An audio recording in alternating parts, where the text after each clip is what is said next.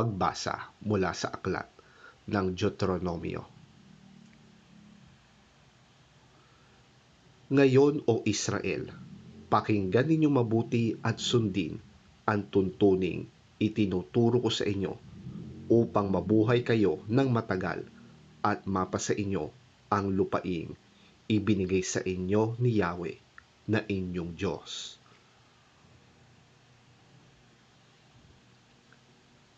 Ngayon nga'y itinuturo ko sa inyo ang mga batas at tuntunin na ito gaya ng ipinag-utos sa akin ni Yahweh na ating Diyos. Sundin ninyo ang mga ito sa lupaing malapit na ninyong sakupin at tirhan. Unawain ninyo ito at sunding mabuti.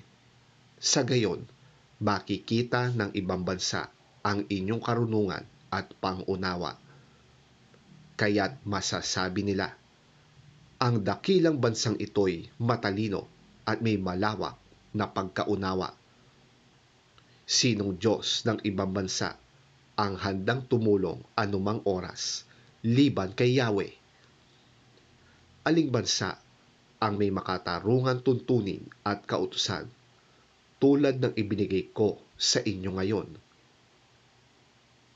Ngunit mag-ingat kayo.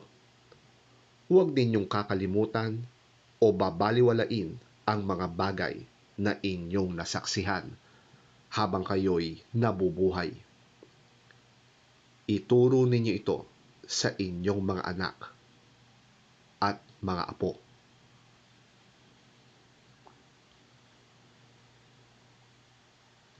Ang salita ng Diyos. Salamat sa Diyos.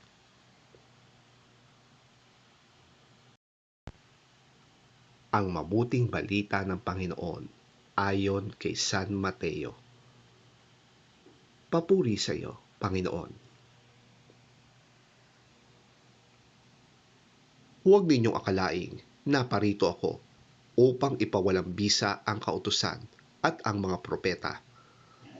Naparito ako hindi upang ipawalang bisa ang mga iyon, kundi upang tuparin. Tandaan ninyo, maglalaho ang langit at ang lupa. Ngunit ni isang tuldok o kudlit man ng kautusan ay di mawawalan ng bisa hanggat hindi natutupad ang lahat.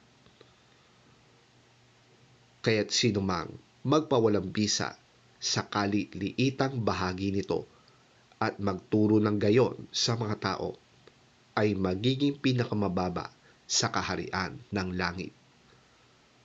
Ngunit ang sumusunod sa kautusan at nagtuturo sa mga tao na tuparin yon ay magiging dakila sa kaharian ng langit.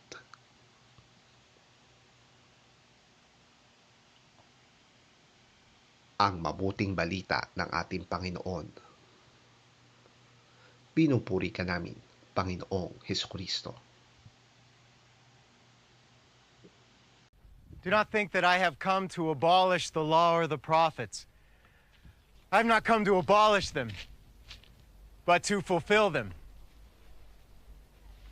I tell you the truth, until heaven and earth disappear, not the smallest letter, not the least stroke of a pen, will by any means disappear from the law until everything is accomplished. Anyone who breaks one of the least of these commandments and teaches others to do the same will be called least in the kingdom of heaven.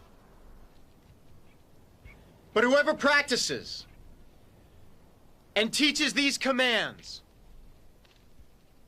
will be called great in the kingdom of heaven.